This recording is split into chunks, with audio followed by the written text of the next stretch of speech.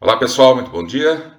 Bem-vindos de volta aqui à nossa série de resolução de exercícios, né? Movimento em uma dimensão. Estamos resolvendo exercícios do capítulo 2 do livro Curso de Física Básica do Moisés.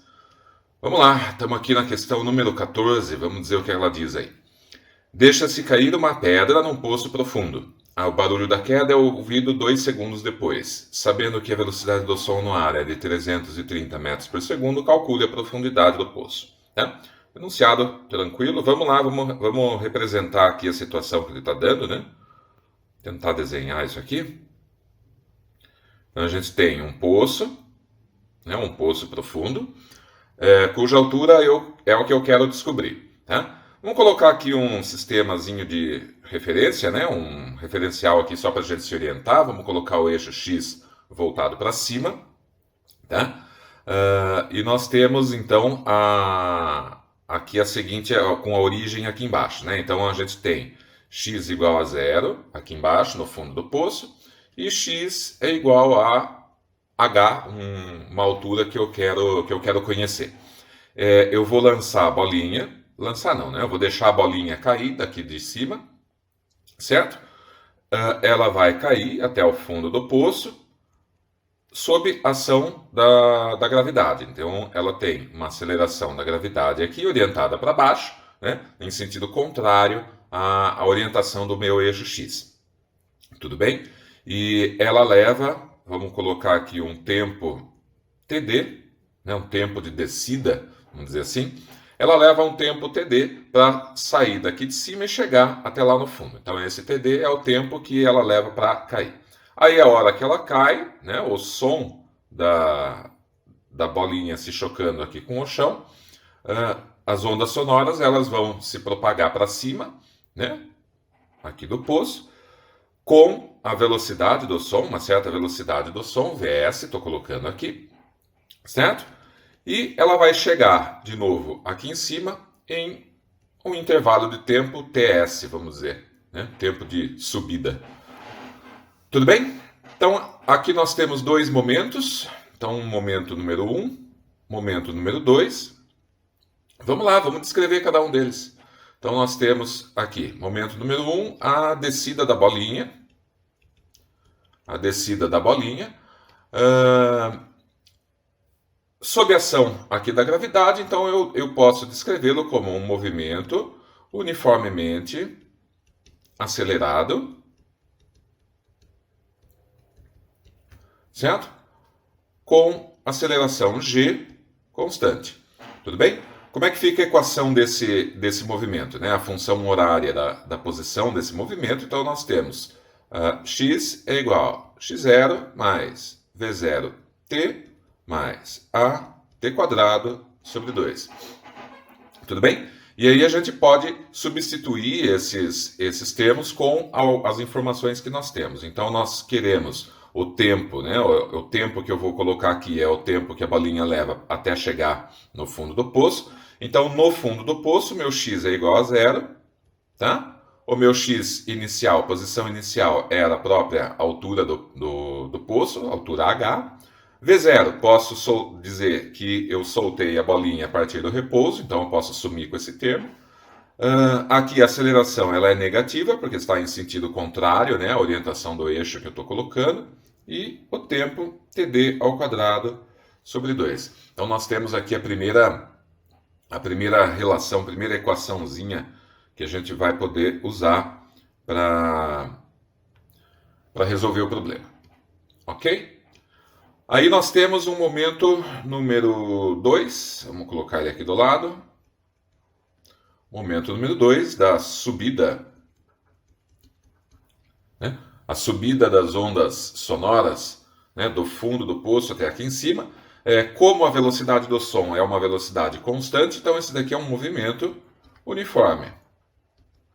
Uniforme com velocidade do som constante. Certo? Então, a função horária que descreve a posição, né, dessas ondas sonoras nesse caso é x é igual a x0 mais v T, também bem conhecida. Substituindo também, eu tenho que o tempo de subida é o tempo que leva até chegar lá em cima, então esse meu x é lá em cima, o h.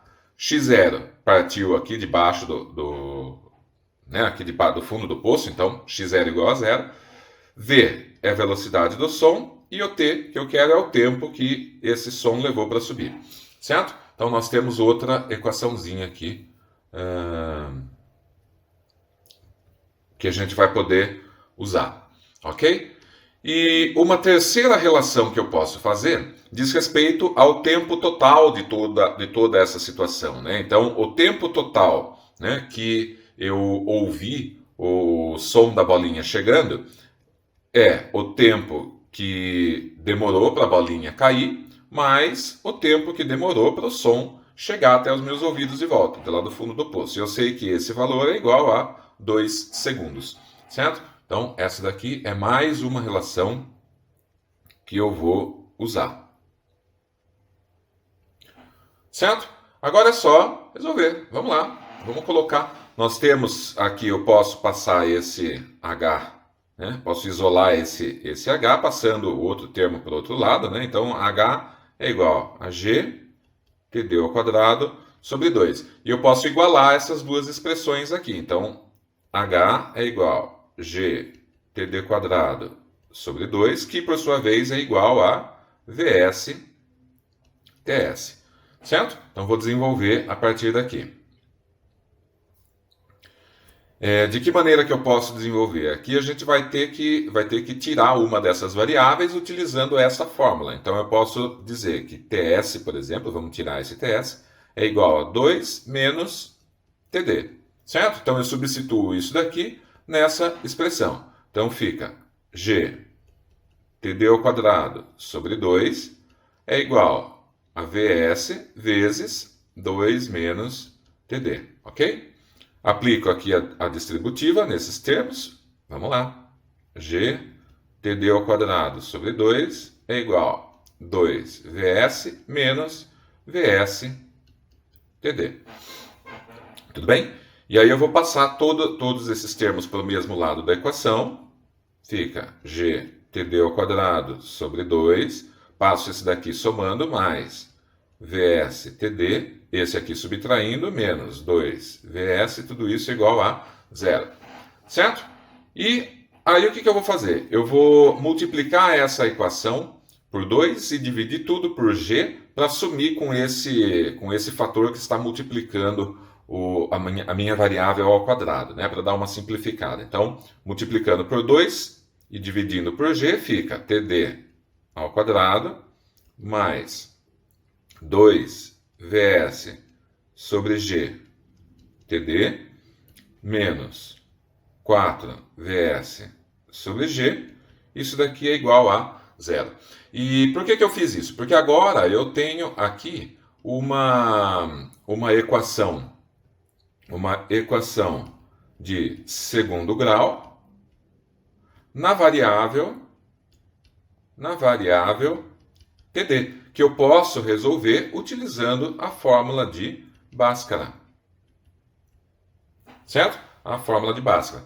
Então eu tenho quais são os elementos da fórmula de Bhaskara aqui. Nós temos um elemento A, certo? Que nesse caso aqui é o próprio 1, é 1, né? Está multiplicando aqui a variável ao quadrado. Nós temos aqui o elemento B e nós temos aqui o elemento C, tá? E a gente sabe que, pela fórmula de Bhaskara, vamos colocar aqui, TD é igual a menos B, mais ou menos raiz de B ao quadrado menos 4AC, discriminante, né? Dividido por 2A, tá? E agora a gente vai usar essa fórmula substituindo, né, esses termos que a gente tem aqui. Vamos lá, vamos fazer. Coragem, né? Vou colocar aqui desse outro lado. Então fica TD é igual, vamos lá,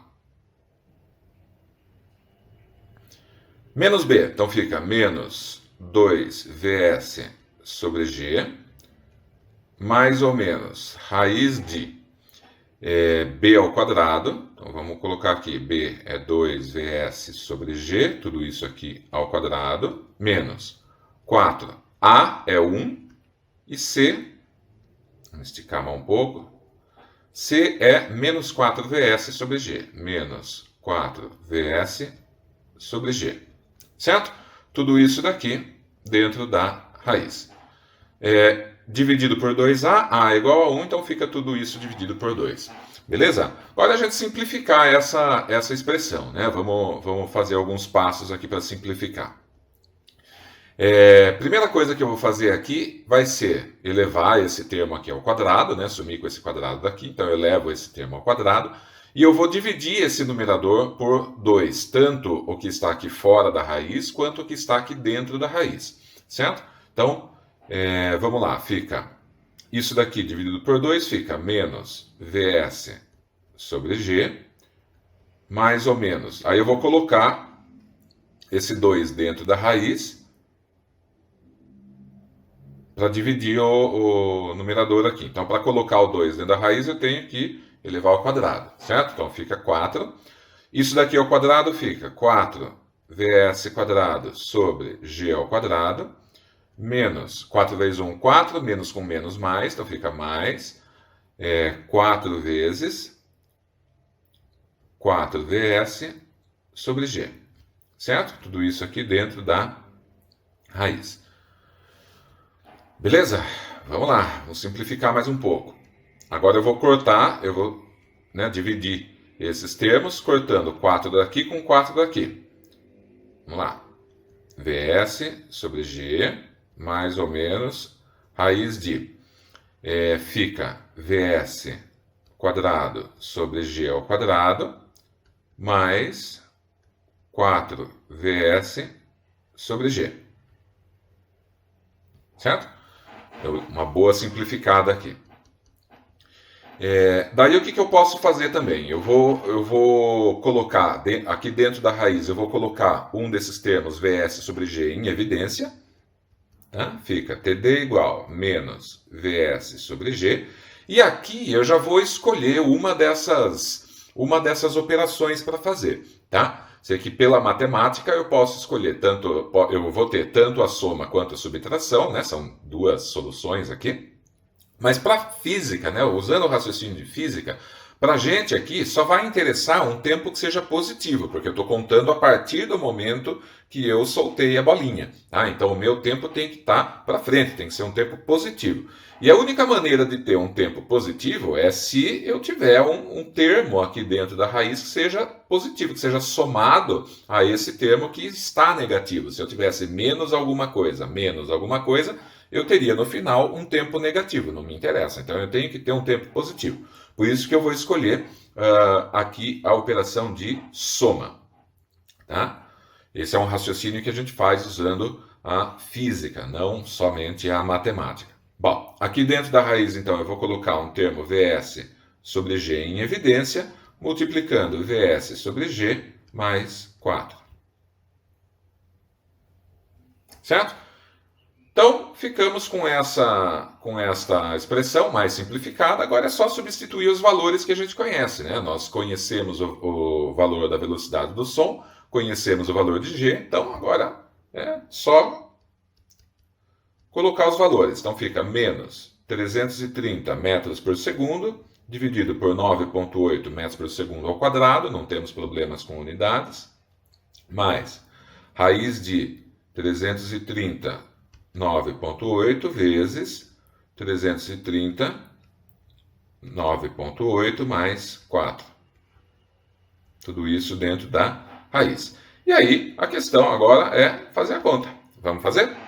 Bom, fazendo a conta, pessoal, esse valor vai dar aproximadamente 1,9439 segundos, tá? E eu estou colocando aqui com 4 casas decimais, porque se a gente fizer arredondamentos aqui, ele pode influenciar bastante no resultado final, né? Então, só para a gente obter o valor que consta, né, no gabarito do livro, eu estou colocando aqui 4 casas decimais nesse tempo, para não ter problema com os arredondamentos. Então eu tenho esse tempo aqui, e daí eu tenho que o tempo da subida, de acordo com esta fórmula aqui em cima, é 2 menos o tempo da descida, então é 2 menos 1,9439. Isso vai dar quanto? Vamos ver. Isso vai dar 0,0561 segundos, certo? Então a bolinha leva isso daqui para cair e o som leva isso daqui para subir. Com base nessas informações, a gente pode calcular a profundidade do poço utilizando qualquer uma dessas expressões aqui, né? Posso usar essa expressão ou posso usar essa expressão, né? Vamos usar essa daqui que é mais fácil, né? As duas têm que dar, né, o mesmo valor, pelo menos aproximadamente o mesmo valor, né? Por que eu digo aproximadamente? Porque a gente tem os arredondamentos aqui desses cálculos, né?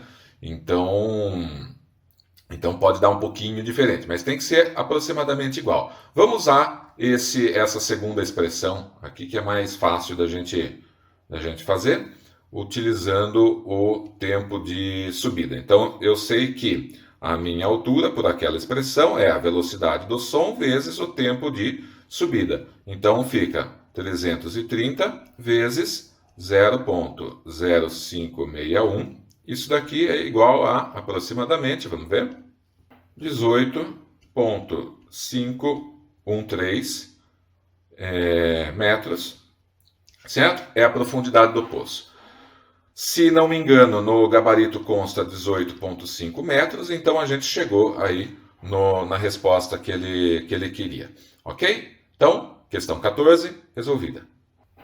Aí a gente tem a questão 15. Um vaso com plantas cai do alto de um edifício e passa pelo terceiro andar, situado 20 metros acima do chão, 0,5 segundos antes de se espatifar no chão. Qual é a altura do edifício e com que velocidade o vaso atinge o chão? Então vamos lá, vamos representar aqui a situação mais uma vez. Agora a gente tem um edifício. Vou colocar ele aqui. A gente tem o terceiro andar, certo? Aqui está a janelinha do terceiro andar. Vamos colocar um eixo de referência aqui também, um eixo X de referência, tá? Então aqui a gente tem x igual a 0, x é igual a um h, que a gente quer calcular, e aqui no terceiro andar a gente tem x igual a 20, né? São 20 metros. Aí a gente deixa o vaso cair. Vou colocar aqui desse lado, né? Nós temos 3 momentos, então, né? Nós temos o vaso aqui em cima, na hora que a gente solta. Nós temos o vaso passando aqui pelo terceiro andar, com uma certa velocidade. E nós temos aqui o vaso atingindo, né, o chão também com uma certa velocidade. Então nós temos dois movimentos aqui, né? Esse movimento número 1, daqui para cá, e nós temos o movimento número 2, né? Daqui para cá. Beleza? Esse movimento número 1 demorou um certo tempo para acontecer, o movimento número 2 também demorou um certo tempo para acontecer. Nós tínhamos velocidades, etc. E aqui esse tempo 2, né, o tempo que ele leva para vir daqui e chegar até o chão, vamos colocar T2, ele é 0,5 segundos, né? Vamos colocar um delta T2 aqui, a variação de 0,5 segundos, né, desde o instante que ele passa aqui pelo ponto x igual a 20 metros, beleza? Então, vamos lá. Aqui, como as informações que a gente tem no enunciado são mais para esta segunda situação, então vamos resolver, vamos tentar descrever o movimento número 2 primeiro, né? É um movimento uniformemente acelerado, certo? Com aceleração g constante, né? E no caso g, obviamente, está orientado contra o meu eixo de referência. Então a gente vai ter aqui a função horária da posição x igual a x0 mais v0t mais at quadrado sobre 2, bem conhecida. Bom, eu quero, ao final desse intervalo de tempo T2 aqui, né, de que foi de 0,5 segundos, Considerando, vamos colocar o início desse movimento, um t igual a 0 aqui, um tempo final, 0,5 segundos aqui, certo? É o intervalo de tempo que ele deu. Então, ao final desse movimento, o x vai ser igual a 0, posição inicial 20 metros, ele tinha uma certa velocidade, que eu vou colocar V2, certo? Ela tinha a bolinha já tinha uma certa velocidade V2 quando chegou nesse ponto. T2, né? T2 menos G T2 ao quadrado sobre 2. Certo? E esse T2 eu conheço, né? Esse T2 eu conheço. Quando ele chega aqui embaixo, T2 é igual a 0,5. Então vamos substituir também, deveria já ter substituído, né? Mas 20 mais 0,5 V2 menos G 0,5 ao quadrado sobre 2. G é 9,8 mais 0,5 V2 menos 9,8, 0,5 ao quadrado sobre 2. Então a gente consegue com essa expressão obter a velocidade, né? A velocidade com que a bolinha passou por esse ponto 20 metros que está aqui no terceiro andar, né? E essa informação a gente vai usar para descrever o movimento 1 depois, vamos ver. Então, vamos lá, vamos substituir, vamos fazer essas contas. Fica 0 é igual a 20 mais 0,5 V2 menos, vamos ver, vamos fazer essa conta aqui, menos 1,225, tudo bem? Agora, isolando, né, esse termo V2, então vamos lá, V2 vai ser igual, passa isso aqui para cá, menos 20, mais 1,225, tudo isso daqui dividido por 0,5. Vamos fazer a conta? V2, então, vai ser menos 37,55 metros por segundo. Por que negativo aqui? Porque eu estou com a velocidade em sentido contrário ao meu eixo x, né, que eu orientei dessa maneira. Então, ele já deu uma velocidade negativa aqui. Tudo bem? Vamos lá. Agora, no trecho número 1 aqui, nós também temos um movimento uniformemente acelerado com G constante, tá? Então, nós vamos ter aqui eu já posso usar, né? Vamos colocar a função horária, podemos colocar da posição também, vamos colocar da velocidade primeiro, que a gente tem, né? Que é o valor que a gente tem aqui. Então, V é igual a V0 mais AT, é a função horária da velocidade para um movimento uniformemente acelerado. Então, nós temos aqui um certo intervalo de tempo, vamos colocar T1, que eu não sei, certo? Não sei. Mas eu sei que a velocidade ao final desse primeiro movimento é a velocidade V2 que a gente calculou no instante, né, nesse segundo trecho aqui, tá? Que a gente já calculou. Então, eu posso já substituir, né, esses valores que eu vou obter. V é menos 37,55, isso é igual, V0 é 0, porque o vaso saiu daqui de cima a partir do repouso, e nós temos os valores conhecidos, né? Aceleração G e o tempo T1, que é o que eu quero calcular agora, tá?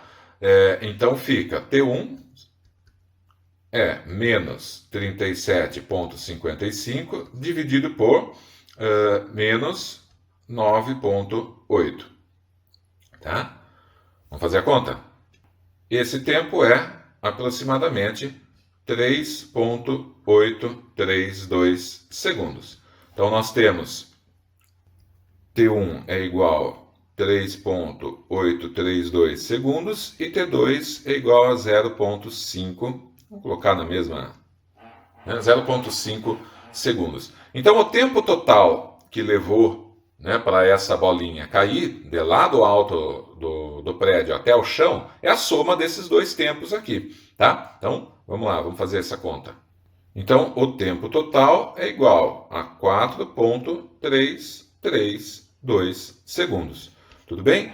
E esse tempo total agora eu posso usar na função horária da posição para calcular a altura do prédio e na função horária da velocidade, talvez, para calcular a velocidade, né, com que esse vaso caiu. Então, aqui nós temos uma terceira situação em que a gente vai considerar o movimento completo, 1 mais 2. Né? O movimento completo é também um movimento uniformemente acelerado, né? Descrito por essas funções horárias. Então, nós temos x é igual a x0 mais v0t mais at quadrado sobre 2. Então, vamos lá. X é 0, posição final. Posição inicial, h, que é o que eu quero encontrar. V0 é 0, então sobe. Aceleração da gravidade, menos g.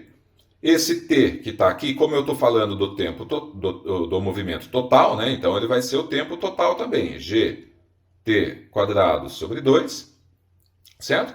Igual a 0. E daí então como eu tenho esses valores, eu posso isolar, fica gt quadrado sobre 2, substituindo, vamos lá, 9,8, o tempo total 4,332 ao quadrado, tudo isso dividido por 2, e eu calculo com isso a altura do prédio. Vamos ver? Isso daqui vai dar aproximadamente 91,954 metros. Né? Podemos aproximar aqui para 92 metros, que é, se não me engano, o valor que está no gabarito do livro. Então chegamos, né, à resposta que ele está procurando. Então, a altura do prédio, 92. E agora a gente pode usar a função horária da velocidade, V igual a V0 mais AT, para calcular a velocidade com que o vaso chegou até aqui o chão. Né? Então, essa velocidade é o que eu quero, velocidade final que eu quero. V0 é 0, saiu do repouso, menos G e o T total. Tá? Então, fica velocidade menos 9,8 vezes 4,332. Vou fazer a conta? Aproximadamente 42,454 metros por segundo. Certo? Podemos aproximar mais um pouquinho, né? Vai colocando 42,5 metros por segundo, né? É a velocidade do vaso quando ele chega, né, no chão. Tudo bem? Pode até converter para quilômetros por hora depois, mas não é necessário, é essa a resposta. Tudo bem? Aqui, pessoal, eu tenho que colocar esse 42 negativo, né? Pela conta ele já dá negativo, né? Esse menos g vezes t, ele já dá negativo. Mas por que ele tem esse negativo aqui? Porque essa velocidade que eu estou colocando aqui como negativa, tá? Eu estou indicando que é uma velocidade que está em sentido contrário ao meu eixo x de referência que eu escolhi no início do problema, tá? É só por isso. Eu posso medir, né, pela rapidez, né, pela magnitude dessa velocidade, 42,5 metros por segundo, né, ou colocar como velocidade mesmo, orientada aqui com o sinal negativo, certo? Então é só uma errata aqui que a gente precisa fazer da resolução, ok?